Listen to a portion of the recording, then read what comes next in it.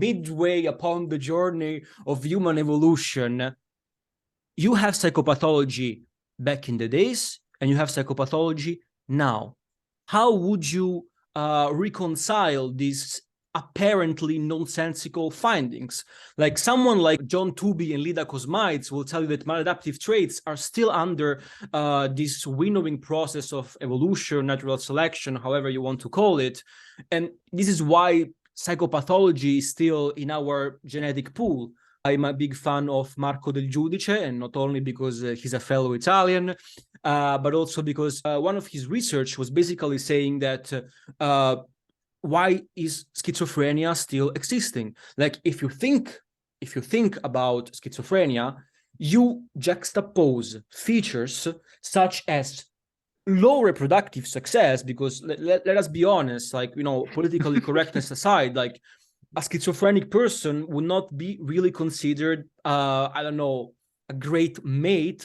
Is not really advertising their genes in the best way. Schizophrenia has actually like very high heritability. So like, why is it still there? This typical example, like, yeah, schizophrenia is actually one of those things that's quite difficult to consolidate within this like differential susceptibility theory, but it is still technically possible. Like, if I'm taking I don't know, a weird example, but one that probably was quite relevant before modern civilization, the example of a heretic or a prophet or a shaman, like all these things, these people might have actually held a role in a society which made them think that their disorder was beneficial, and thus they were not truly struggling with it until they reached an age in which they would have been dead because of the conditions of the time.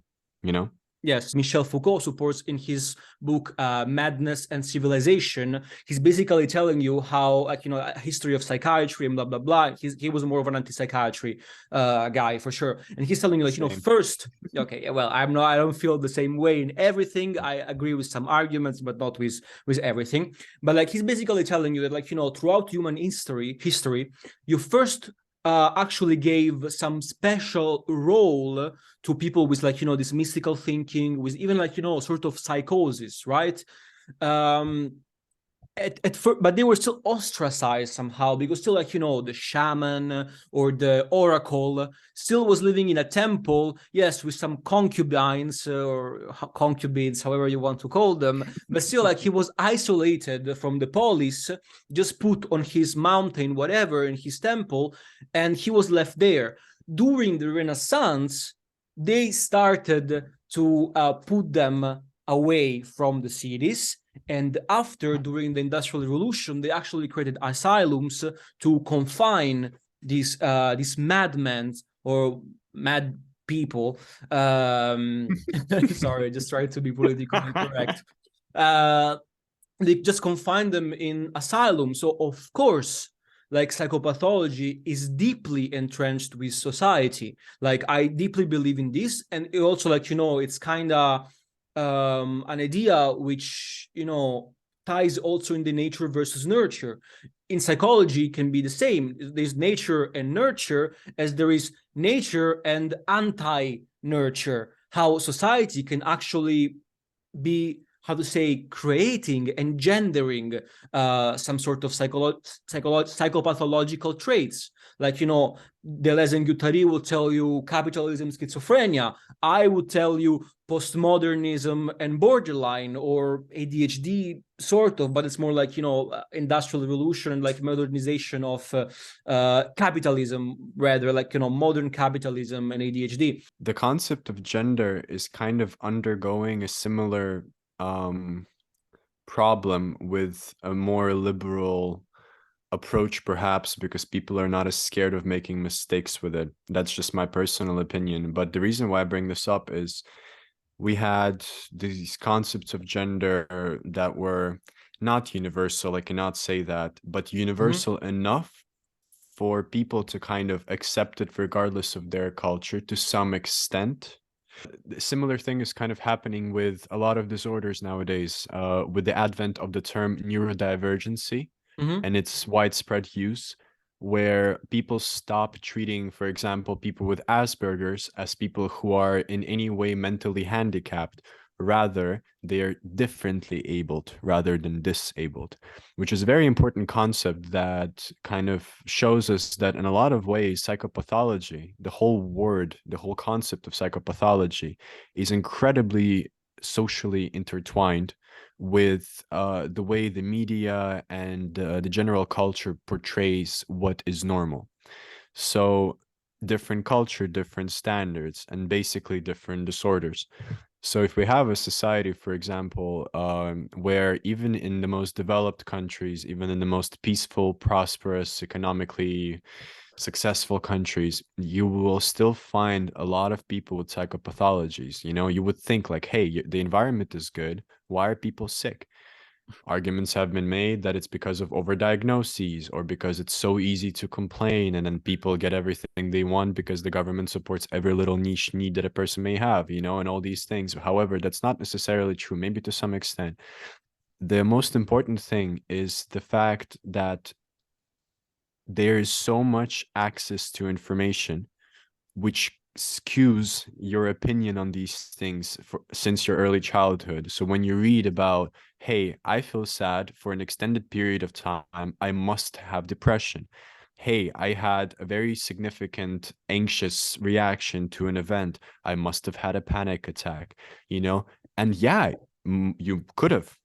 But like the difference is like it's the fact that you define it this way that genuinely makes you actually act to fit that like conception you have of yourself, you know? So this concept of neurodivergency and gender are in a way similar, where we're learning now that constricting it to boxes and constricting it to very specific categories is actually harmful because no one technically fits either one or the other.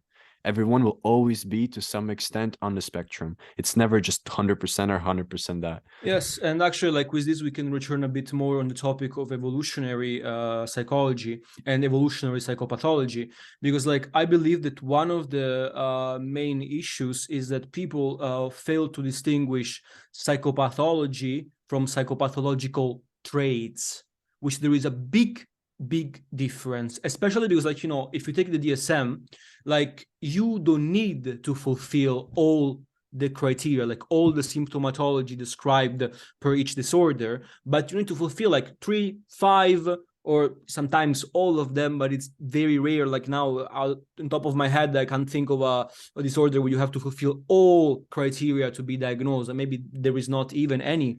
So like what I wanted to say is that maybe, especially according to the environment where you are, is that some maladaptive traits are actually adaptive. Like let us take the example of schizophrenia, right? Like people with magical thinking are actually, which are usually like high in openness to experience, which slash creativity. I don't know why it's still called openness to experience, in my opinion. Right? It doesn't make much sense. They actually have some traits like, I don't know, this idea of making connection, this, you know, well-mannered way of talking, a bit odd, which actually Pattern seeking. promotes verbal courtship, right? So, like, isn't it maybe this the reason why some psychopathological traits are still in our genetic pool? Because as you were before mentioning, like the diathesis stress model, differential susceptibility model of psychopathology, it entails that as the diathesis stress model, if you have psychopathological or negative, let's say, traits which are coupled and you find yourself in a negative environment, then of course psychopathological phenotype will follow. But the difference with the diathesis stress model is that the differential susceptibility will tell you that if you are instead in a positive environment, or an environment that actually nurtures and treasures such traits, you actually will have an advantage. Like, what do you think about this? I agree with you 100%.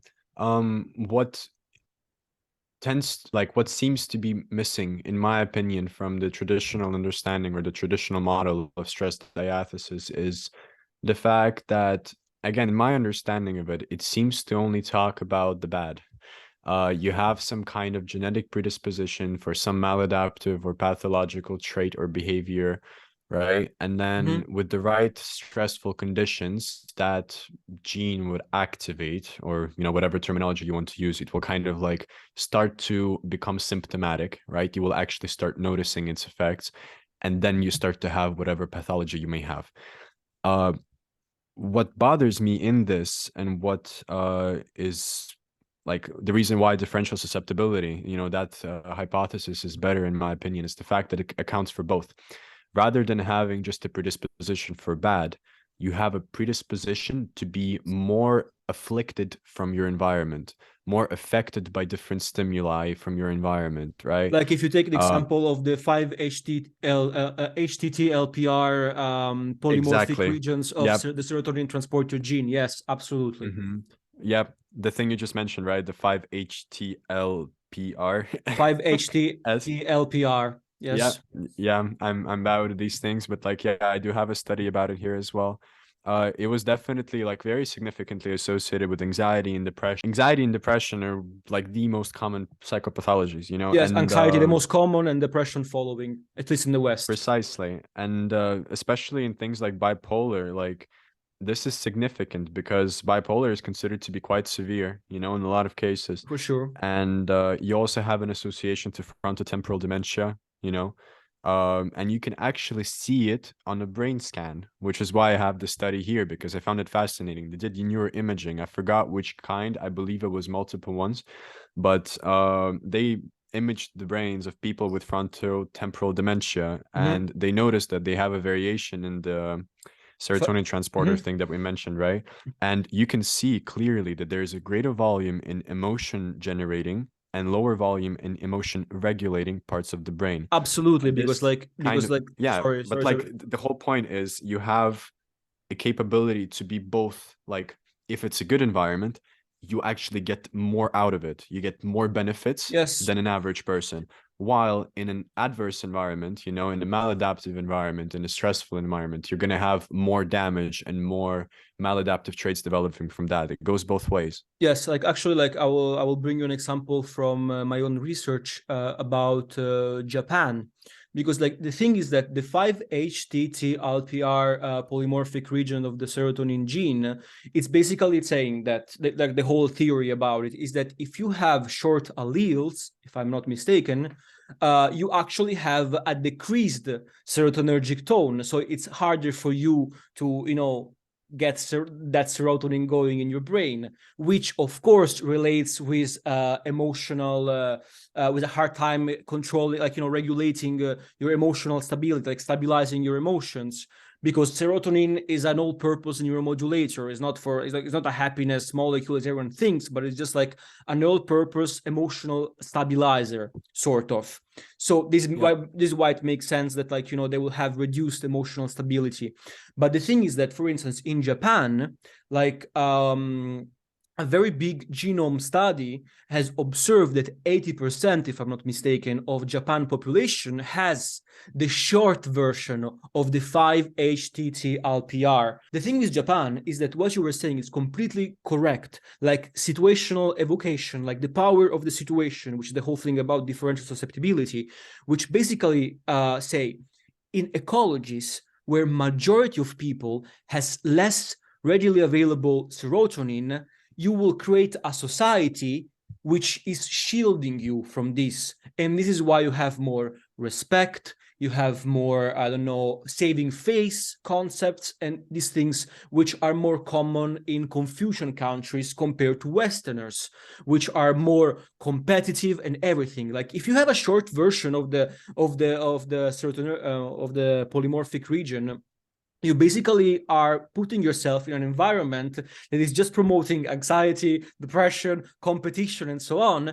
And you have no way to deal with it because you just have genotypically less serotonergic availability. Whereas in countries which majority of people have less availability, they're actually creating structures which promote socially uh, a physical lack, a physical deficiency.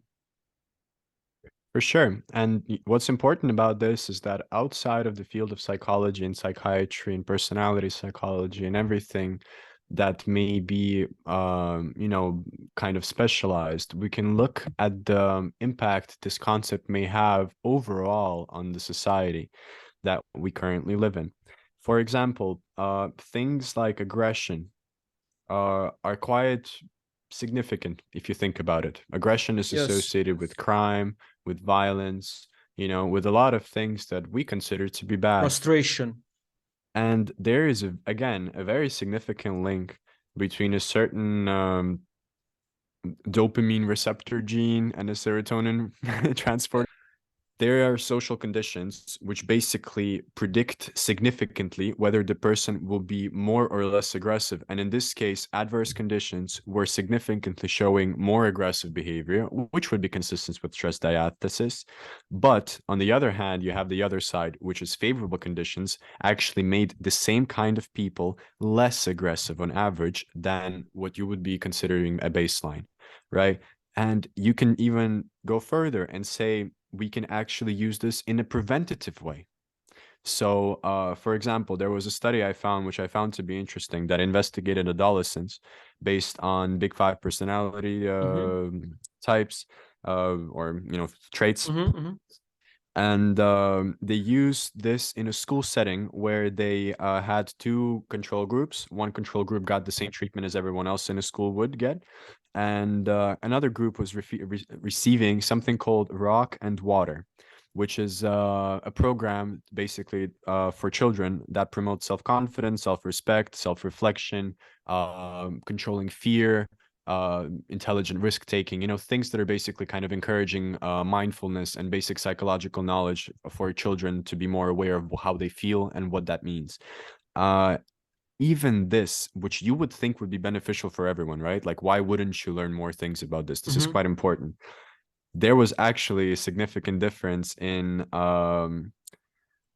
like how successful this program was according to the personality type of the person, which again, it was connected to the same genes. So people with like high neuroticism and extroversion and low conscientiousness, openness to experience, and agreeableness all benefited more. And again, what's important about this is you have an applicable thing where certain measures may be better for some kids, but significantly worse for others, you know, even though they could be perceived as genuinely good.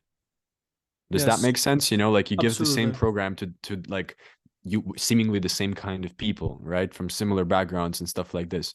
But this variation to sensitivity, I think that's a good way to describe it. Sensitivity, how sensitive you are could actually mean that you might get more from less in both ways, both good and the bad. So in schools, I Absolutely. think it's quite valid, you know? No, absolutely, man. And I also like I think that, like, you know, the whole concept of big five can be a facilitator of our discussion, because, like, let's take the example of neuroticism, right? Like, in the West, neuroticism is almost seen as some sort of demon, like, oh, be careful, don't be neurotic, stay away from neurotic people, kill my vibe, positive vibes only, and all this kind of stuff. But just imagine an environment full of threats. Neuroticism would actually be conducive of survival, don't you think?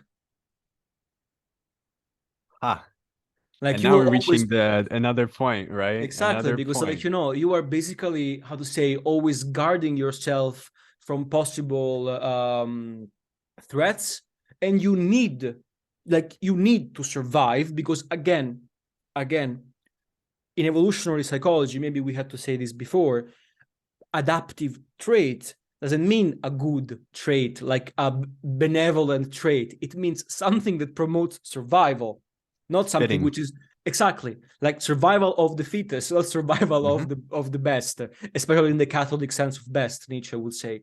But anyway, like, there was this very interesting study which was conducted in 2002 by Austin, which basically was saying that observing two colonies of guppies, in Trinidad and Tobago. Like guppies are like this sort of fish, whatever. Yeah, small fish. Yeah, small fish, exactly. And like there were two populations. One was upstream from the waterfall and one was downstream.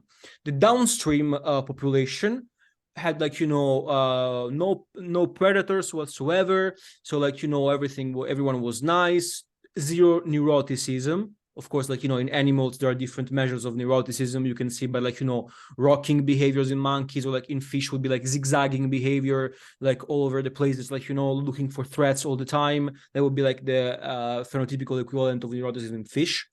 And basically what they observed is that when you introduce predators in an otherwise very calm environment with no neuroticism, fish after a while will start to be neurotic and breed more neurotic offspring. Why? Because otherwise they would die. They would be eaten by predators. In such ecology, if you would not be neurotic, a maladaptive trait, you would actually not be adapting to your environment and you would die, eaten by a predator. So what do you think about this? Like, I think it's pretty interesting. Like, doesn't it happen also in human environments?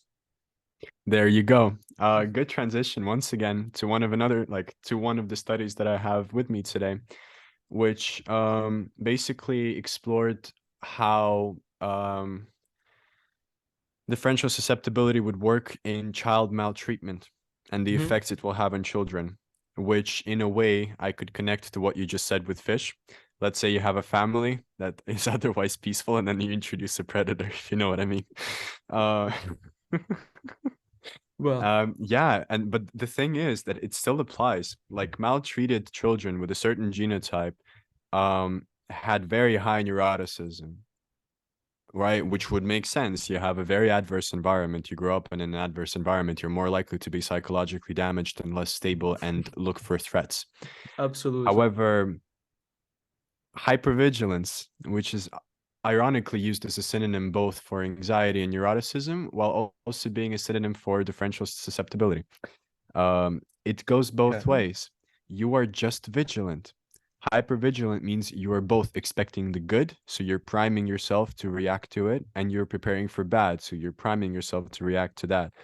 So certain gene variations may make you this way, may make you naturally hypervigilant. You see, like, the same environment in the same city with basically very minor variations in just like a few genotypes, a few alleles, and you have completely different reactions where in one case distress can actually help you as well as eustress, right? And in some cases even eustress may be quite harmful. So considering this level of hypervigilance that's naturally existing in all of us could explain why so many people are considered to be weak, where in reality it's not about weakness, it's about sensitivity, which goes again both ways. They are more likely to get benefits from a society as well. They're more likely to be more happy or more successful or more intelligent because they need less to get more. Absolutely, man. Absolutely. Like, and this is the whole idea about several psychopathologies. Like, actually, like in my thesis, I was exploring how borderline can actually be adaptive in some environments. Like, I know it sounds extremely controversial, but just think about the sample, family where a borderline person comes from. The average, like, again, talking with numbers, with studies and everything, is usually very, most of the time, yes. Like, it doesn't have to be physical, but most of the time it's definitely mental, but even physical, of course. And don't you think that in such environment, like the borderline phenotype, including dichotomous thinking, is actually adaptive? Again, not good for the person, but adaptive to the environment. Because, like, in a situation where you have to react quickly to some threat, it's actually good to have this black and white thinking, like, where you cluster someone into the bad, something else into the good, because otherwise you can, encounter someone you can't overcome and you will perish, and, bye-bye genes. And this is something that, our selfish genes do not want to happen.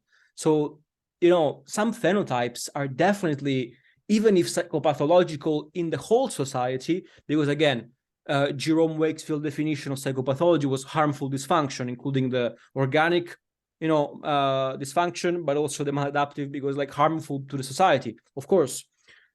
But again, I'm not trying to be postmodern here.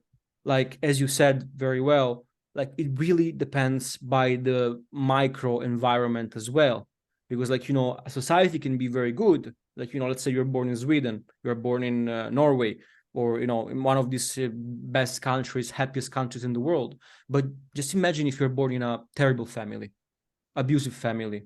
Like, it's very hard for you to have the instruments to overcome this. And this is why maladaptive traits can actually prove adaptive, because you need to survive. This is what your genes command you to do, to survive. And sometimes the only way of doing it is to be pathological, right? Like even suicide.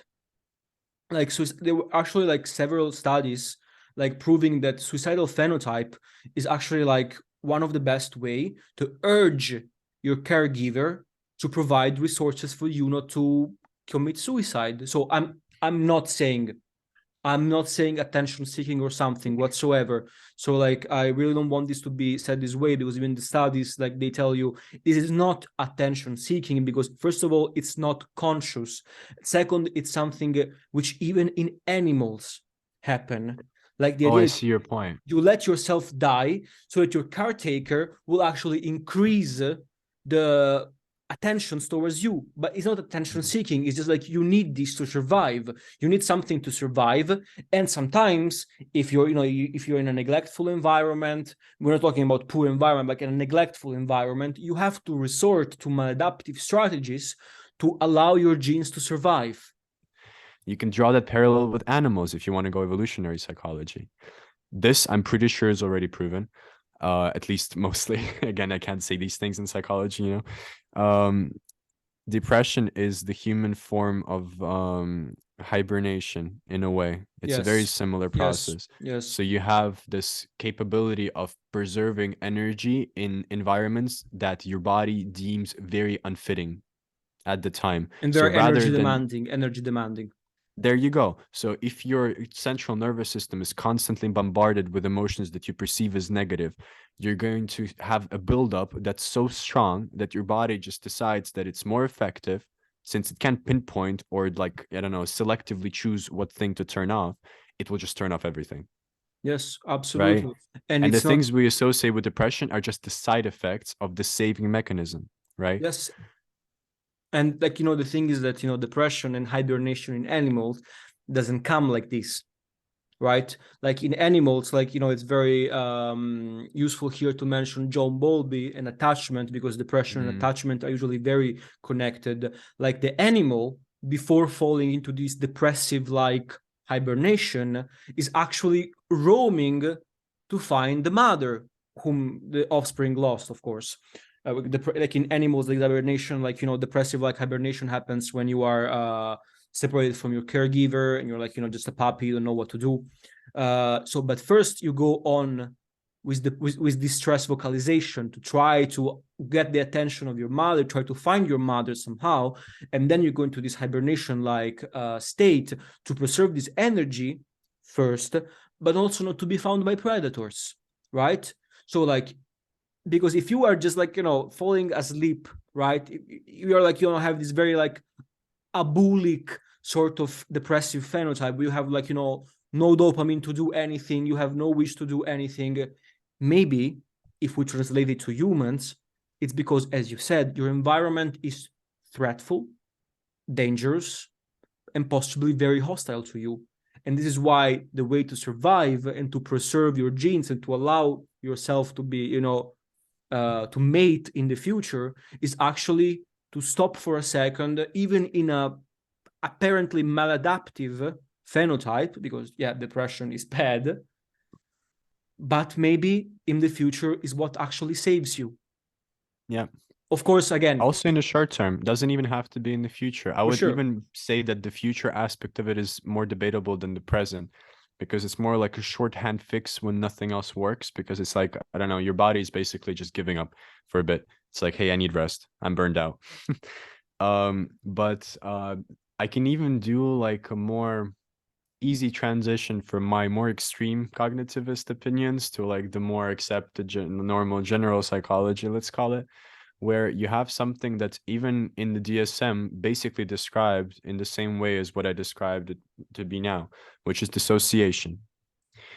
It is literally employed as a defense mechanism almost exclusively. And yet, for some reason, it is still considered to be pathological. It's not psychosis. The difference is you still have your reality check, which is intact, right? Yes. You can still technically come back to reality with the right conditions.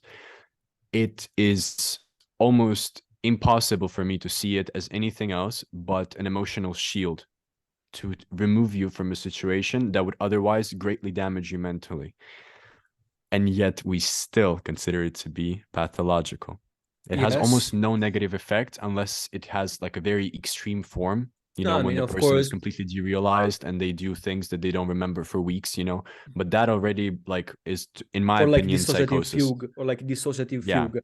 Now, exactly. I disagree with you with the idea of psychosis, but just because like I will talk to you from not from a non-cognitive standpoint, but from a more neuroendocrinological and just neuro standpoint. Like dissociation is actually the human form of freeze. Like you have fight, flight, or freeze. Like dissociation and freeze are both produced when the nervus vagus, like is the 10th of the cranial nerves, is actually perceiving your environment as threatening.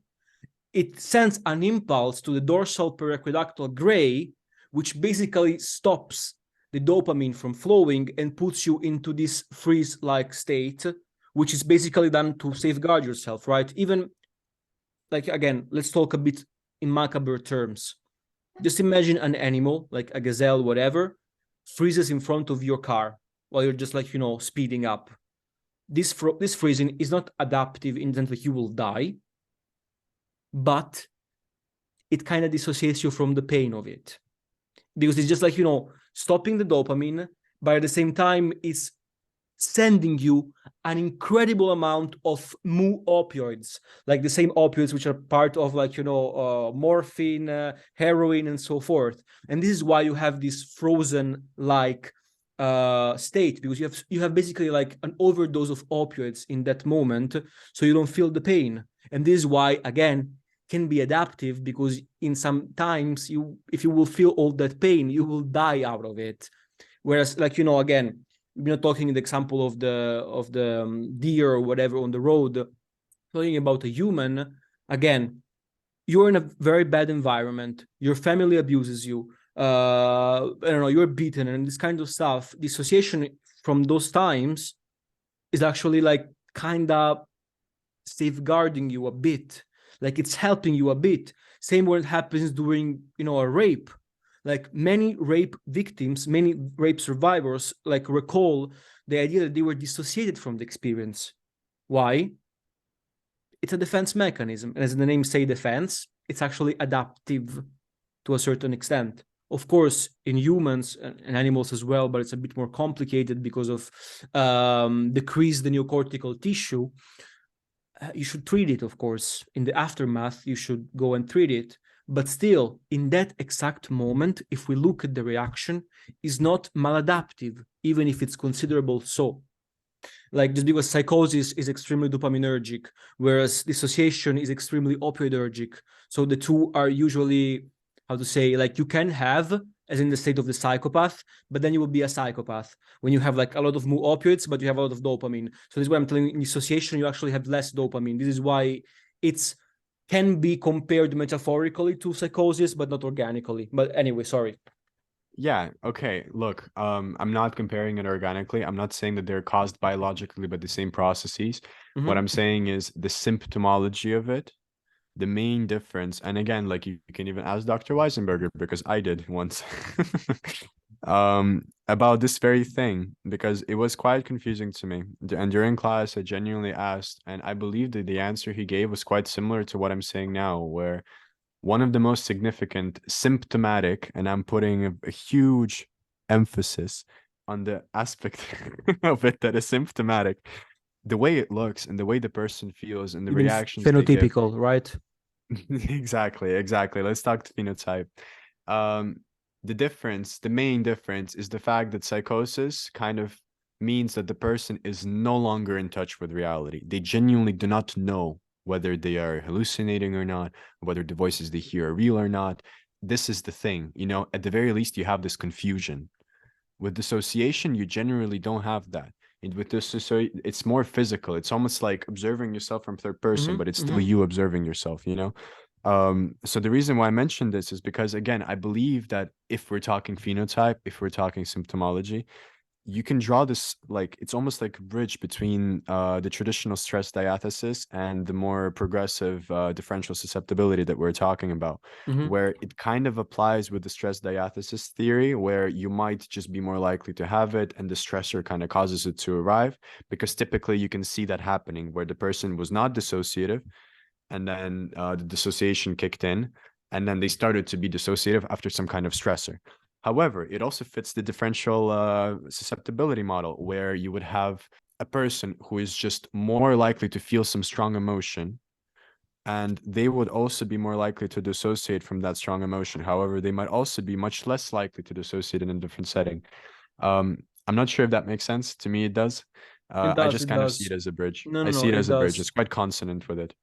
But overall, man, like I don't think that we can even cover more, if that makes I sense. mean, Because I think we discussed so many psychopathologies, so many ways on how maladaptive traits can actually be adaptive, and that's the thing. Like the whole idea, I agree. You're linked to the neurodivergence movement. Like I never really thought it this way. Like I like it absolutely, but I never thought it like neurodivergence and the concept. Like I saw them always separately. And now I can see them more like as a unity.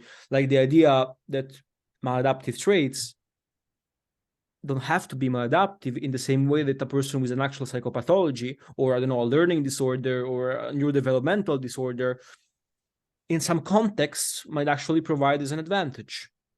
Like it's and this is why we should not bias, like we should not be biased towards these people, especially not in workplace, because maybe you should just find a way where to employ them to use, I don't want to say exploit because I don't want to be too Marxist in this, but to use in a good way their positives. Because again, schizophrenics might be very, very derealized, but yet if there is not that, I don't know, very strong schizophrenia, like in the moments of actual lucidity, like their magical thinking, their creativity is just absurd, and you can employ that in ways which a normal neurotypical person would not be able to. Like just the way of thinking, the pathways to the brain of thinking are just abnormal, which doesn't have to be negative. Abnormal can be good. So instead of abnormal can be extraordinary in the actual semantic sense, something out of the ordinary. none of us is better or worse. We're all different. And the more we understand the difference between us, and the more effectively like we can apply these concepts to real life situations like schooling or mental health care or employment, the more we will see that some people who were deemed to be dysfunctional or sick or having a disorder or as having a disorder can actually flourish in environments that simply weren't given to them before.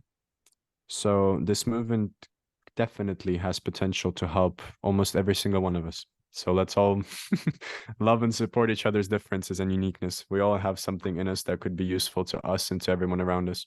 Absolutely, absolutely. And I still believe that, as Tolstoy said, every happy family is alike, every sad family is sad in their own way.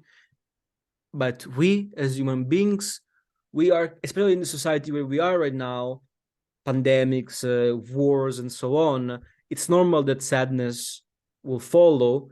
And it's exactly this, since like, you know, every sad person is sad in their different way, rather than treat us as just, I don't know, a number, just, you know, very sterile, we should focus on individual susceptibilities to foster adaptiveness. So to channel, catalyze the maladaptiveness into adaptiveness. And with this being said, Beautiful. guys, please comment down below what you think about it. And for me and Alex, thank you very much for following us in this very Pindaric conversation till now. So thank you and bye. A bit less cringe, maybe. Yeah.